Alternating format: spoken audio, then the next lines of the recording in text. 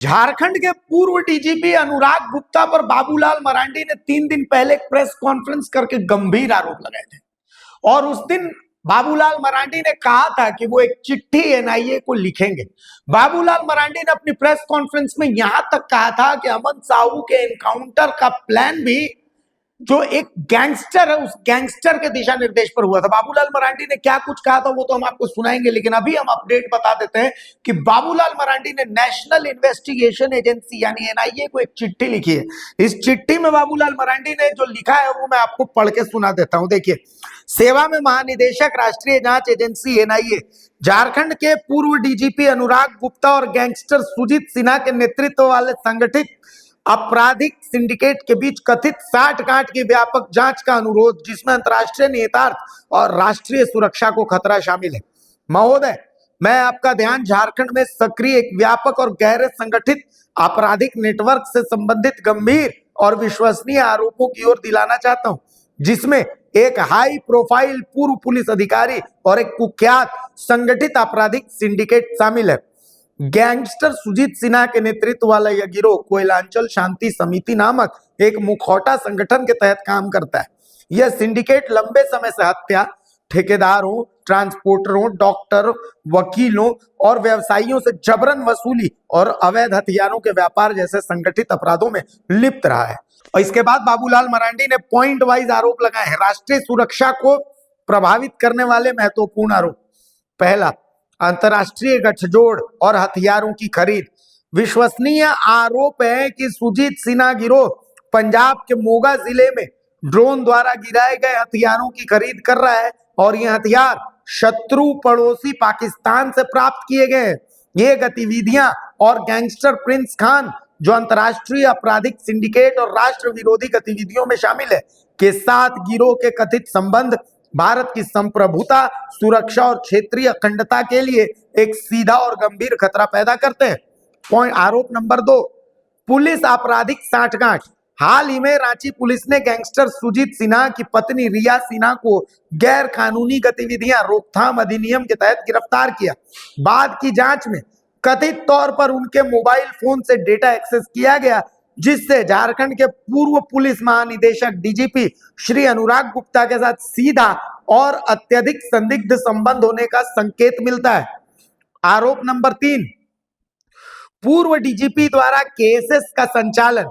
रिया सिन्हा और गिरोह के अन्य सदस्यों से पूछताछ के दौरान प्राप्त विश्वसनीय जानकारी के आधार पर यह आरोप लगाया गया है कि सुजीत सिन्हा गिरोह वास्तव में श्री अनुराग गुप्ता के इशारे पर चलाया और संचालित किया जा रहा था। इसके अलावा आपराधिक मुखौटा संगठन कोयलांचल शांति समिति की स्थापना और कार्यप्रणाली कथित तौर पर श्री गुप्ता द्वारा जबरन वसूली को सुविधाजनक बनाने के लिए की गई थी। यह भी आरोप है कि श्री गुप्ता को जबरन वसूली गई राशि का एक निश्चित प्रतिशत दिया जा रहा था। इन खतरनाक घटनाक्रमों के मद्देनजर, जो स्पष्ट रूप से एक वरिष्ठ पुलिस अधिकारी और अंतर्राष्ट्रीय निहितार्थ वाले एक आपराधिक सिंडिकेट के बीच चौंकाने वाली साठगांठ को उजागर करते हैं, मैं एनआईए से अनुरोध करता हूं कि वह तत्काल संज्ञान ले और निम्नलिखित विशिष्ट मामलों की गहन, निष्पक्ष और समयबद्ध जांच शुरू करे। नंबर 1, संचार का फॉरेंसिक विश्लेषण। श्रीमती रिया सिन्हा और श्री अनुराग गुप्ता के बीच सभी चैट, कॉल लॉग और डिजिटल इंटरैक्शन की प्रकृति, सीमा और उद्देश्य का पता लगाने के लिए फॉरेंसिक विश्लेषण किया जाए। विशेष रूप से इस आशंका की जांच की जाए कि श्री गुप्ता को संगठित अपराध से प्राप्त आय से वित्तीय भौतिक लाभ मिल सकता है। केसेस को गठन और कार्यप्रणाली में भूमिका। कोयलांचल शांति समिति की स्थापना और संचालन में श्री अनुराग गुप्ता की कथित महत्वपूर्ण भूमिका की जांच की जाए और यह पता लगाया जाए कि क्या उन्होंने इस आपराधिक संगठन को संस्थागत समर्थन, संरक्षण या रणनीतिक सहायता प्रदान की। नंबर 3, भारतमाला परियोजना क्षेत्र पर नियंत्रण। इस आरोप की जांच की जाए कि श्री गुप्ता और गिरोह के बीच मिलीभगत का उद्देश्य झारखंड में भारतमाला परियोजना क्षेत्रों पर आपराधिक प्रभुत्व सुनिश्चित करना और जबरन वसूली, कार्टेल जैसे नियंत्रण को सुविधाजनक बनाना था, जो राष्ट्रीय महत्व की एक महत्वपूर्ण बुनियादी ढांचा परियोजना है। नंबर 4, अमन साहू मुठभेड़ का संदिग्ध षड्यंत्र। इस व्यापक और गंभीर आशंका की निष्पक्ष जांच की जाए कि गैंगस्टर अमन साहू की मुठभेड़ प्रतिस्पर्धा को समाप्त करने और सुजीत सिन्हा गिरोह को अपने आपराधिक एकाधिकार को मजबूत करने में मदद करने के लिए श्री अनुराग गुप्ता के इशारे पर इंजीनियर की गई थी। नंबर 5, सबूतों का दमन। इस संबंध में सामने आई चिंताजनक रिपोर्टों की जांच की जाए कि झारखंड पुलिस के कुछ अधिकारियों ने रिया सिन्हा और अनुराग गुप्ता के बीच चैट रिकॉर्ड को दबाने या रोकने का प्रयास किया है, जो न्याय में बाधा डालने और प्रभावशाली व्यक्तियों को बचाने के जानबूझकर किए गए प्रयास का संकेत देता है। अपराध की प्रकृति, जिसमें एक शत्रुतापूर्ण पड़ोसी से हथियारों तक पहुंचना और पुलिस आपराधिक सांठगांठ शामिल है, राष्ट्रीय सुरक्षा और राज्य में कानून व्यवस्था की स्थिति को गंभीर रूप से प्रभावित करती है। इसलिए यह अनिवार्य है कि सुजीत सिन्हा गिरोह के खिलाफ दर्ज मामलों, जिसमें रांची जिले में दर्ज नवीनतम मामला भी शामिल है, की जांच राष्ट्रीय जांच एजेंसी द्वारा की जाए, जो अंतर्राष्ट्रीय संपर्क वाले संगठित आपराधिक गिरोहों से संबंधित मामलों की जांच के लिए अनिवार्य है। इस महत्वपूर्ण मामले पर आपके तत्काल और गंभीर विचार के लिए धन्यवाद। भवदीय बाबूलाल मरांडी। आज ही की तारीख यानी 16 तारीख को ये चिट्ठी लिखी गई है। अब हम आपको बाबूलाल मरांडी की वो पुरानी प्रेस कॉन्फ्रेंस भी सुना देते हैं, जिसमें इन्हीं सब आरोपों को बाबूलाल मरांडी ने प्रेस कॉन्फ्रेंस में रखा था। राज्य के मुख्यमंत्री ने यहाँ पर डीजीपी अनुराग गुप्ता की नियुक्ति की, उसके संदर्भ में हमने कई बार प्रेस आप सब लोगों से भी मैंने बात किया है और हाई कोर्ट और सुप्रीम कोर्ट तक हम इन सारे मुद्दों को लेकर के गए, क्योंकि आप सबने देखा होगा कि वे मुख्यमंत्री उनको किस प्रकार से संरक्षण दिया और कैसे उनकी नियुक्ति की। एक तो सुप्रीम कोर्ट का निर्देश का भी उन्होंने उल्लंघन किया, अखिल भारतीय जो सेवा नियमावली जो होता है उस नियमों का भी उल्लंघन किया। यहां तक कि यूपीएससी की जो भूमिका जो नियुक्ति में होती है तो उसको भी उन्होंने दरकिनार किया। फिर रिटायर होने के बाद भी उनको अवैध तरीके से, आप सबको पता है कि रिटायर जो अप्रैल में ही हो गए थे, 30 अप्रैल को भारत सरकार ने उस आशय के पत्र भी लिख दिया था राज्य सरकार को, लेकिन तब भी उनको डीजी पुलिस बनाए रखा। और इतना ही नहीं, साथ में सीआईडी के डीजी भी वही थे, एसीबी के भी डीजी वही थे। यानी ये इन बातों को लेकर के मैंने कई बार विषय को उठाया था कि भाई किस प्रकार से और क्या कारण रहा होगा, किन कारणों से। लेकिन जैसे जैसे बाहर जो बातें आई सामने धीरे धीरे, तो हम कह सकते हैं बिल्कुल उनको बनाए रखने के पीछे का जो मुख्य कारण रहा है वो गिव एंड टेक का रहा है। मतलब इसको कह सकते हैं लेन देन कर रहा है, कारोबार कर रहा है। और वो कारोबार आप सबको पता ही है, चाहे अवैध बालू हो, कोयला हो, पत्थर हो, शराब के काले धन का जो साम्राज्य चलाने के लिए एक ऐसे ही जिसको बोलते हैं ना कि बदनाम या टेस्टेड, जिसको कहते हैं ना कि वर्दी वाला गुंडा अपराधी चाहिए था हेमंत सोरेन को, और उसमें से उसके लिए सबसे उपयुक्त व्यक्ति अगर कोई मिला उनको तो फिर अनुराग गुप्ता। मैंने टेस्टेड इसलिए बता रहा हूं कि इससे पहले बिहार में भी उनके ऊपर, जब वो एसपी हुआ करते थे, तो गया क्या बोलते हैं, मगध यूनिवर्सिटी में डिग्री घोटाला, अभी भी मामला चल रहा है, केस पड़ा हुआ है, आप सब लोग उसको खोजबीन कर सकते हो। मैंने एक बार पहले भी बोला था और फिर यहां भी वो सस्पेंड रहे 2-2 साल तक। तो कहने का मतलब वो टेस्टेड थे और एक प्रकार से हेमंत सोरेन को वर्दी वाला जो गुंडा, और हमें लगता है कि अनुराग गुप्ता से कोई दूसरा व्यक्ति हो नहीं सकता था, तो इसलिए उनको बनाया। और मैं ये कह रहा हूं कि हमने तो कई बार आरोप लगाया लेकिन उसके साथ साथ पिछले दिनों आप सबने देखा कि जब इनसे त्यागपत्र लिया गया या दिया है, ये सब तो जांच का विषय है। उसके बाद सत्ताधारी दल के ही एक पूर्व मंत्री का, आप सबको ध्यान में होगा, आप सब लोगों ने देखा भी है, सोशल मीडिया में पूरा वायरल हुआ, मीडिया को ही इन्होंने बोला है, और उनके बारे में किस प्रकार से किन किन शब्दों से विभूषित किया है वो फिर हमको यहां दोहराने की कोई जरूरत नहीं है।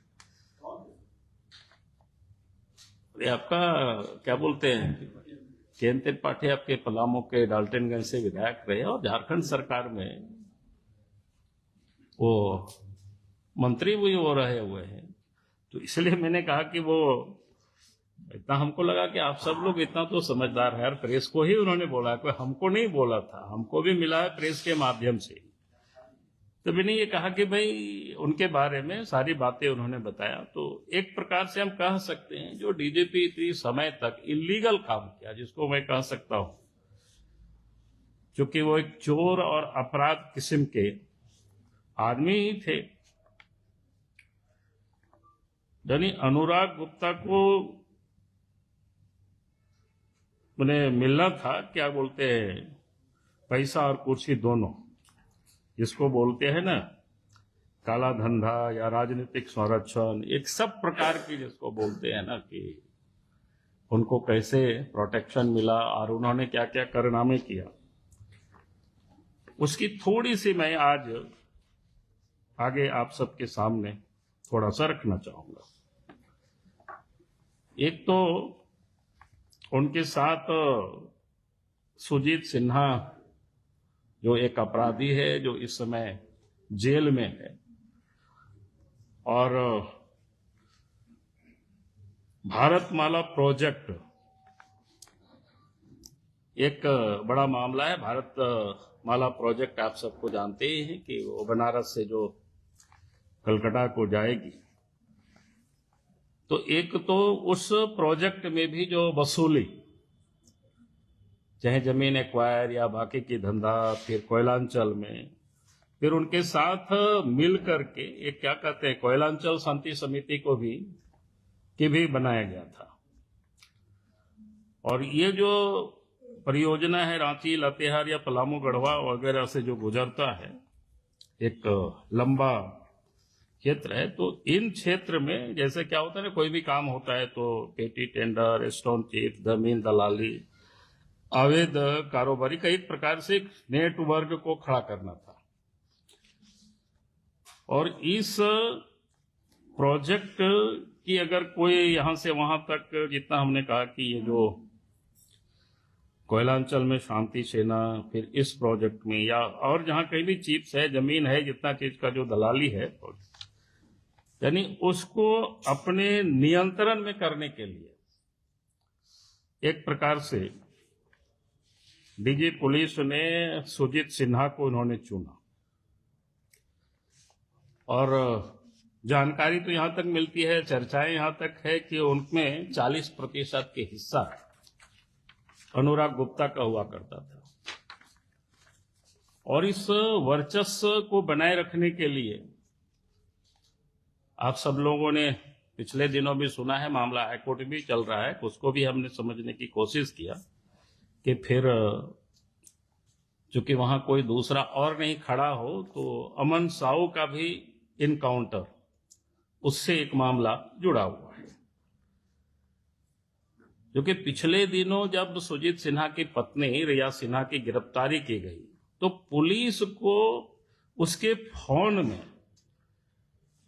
अनुराग गुप्ता, रिया सिन्हा के बीच जो चैटिंग हुआ है, वो काफी कुछ जानकारियां मिली है। अब ये सब तो जांच का आगे विषय है। जो मेरे पास जितनी जानकारी जो हमें मिली है, जिस ढंग से यहाँ ऑपरेट कर रहे थे एक अवैध तरीके से, जो पुलिस ऑफिसर राज्य के सर्वोच्च पद पर बिठा करके, और उस चेट में अमन साहू के इनकाउंटर के लिए पैसों का लेन देन और रंगदारी वसूलों का हिसाब किताब भी संभवतः दर्ज है। और चेट से साबित होता है कि वास्तव में जो कोयलांचल के शांति सेना का जो असली किंग पिन जिसको कह सकते हैं, माने उसके पूरा जिसको संचालन या मास्टरमाइंड कह सकते हैं इसको, वो अनुराग गुप्ता ही रहे हैं, ऐसा मेरा मानना है। यही जानकारी मुख्यमंत्री तक पहुंचा और तभी मुख्यमंत्री ने फिर उनको हटाने की चर्चा शुरू हुई। और मैं इतना कहूंगा कि इस कारण से मात्र उनको हटाया गया ऐसा भी नहीं है। जो जानकारियां जो मिल रही है, जो इसमें से मोटी रकम की लेन देन जो होती थी, उसमें से जो हिस्सा पर्याप्त मुख्यमंत्री के यहां तक पहुंचना चाहिए था, संभवतया वो ठीक से नहीं पहुंच पाया। ये लेन देन की उनके सामने ये झगड़ा हुई और अंततोगत्वा उनको फिर वो हिस्सेदारी को लेकर के, जिसको कहते हैं ना अपराधियों के बीच में जो गैंगवार होता है, कहीं आप सब लोग सुने होंगे, तो फिर उनको हटाना पड़ा।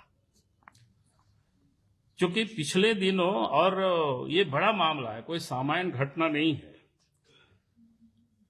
पिछले दिनों जो रिया सिन्हा से जो पूछताछ हुई है, उन्होंने शायद स्वीकार किया है कि सुजीत सिन्हा वो जेल से ही रंगदारी मांग करते थे और उनके साथ जिस अपराधी प्रिंस खान का जो नाम चलता है, उन लोगों के साथ भी इन लोगों ने साठगांठ, यानी एक कह सकते हैं आप देश से विदेश तक ये सारे लिंक ये लोगों के जुड़ा हुआ है। 13 अक्टूबर 25 को तो पुलिस ने रिया सिन्हा को गिरफ्तार करके जेल भेजा है और उनके पास जो मिला है वो 3 पिस्टल, 7 मैगजीन, 13 जिंदा गोलियां, एक कार, मोबाइल बरामद किए गए।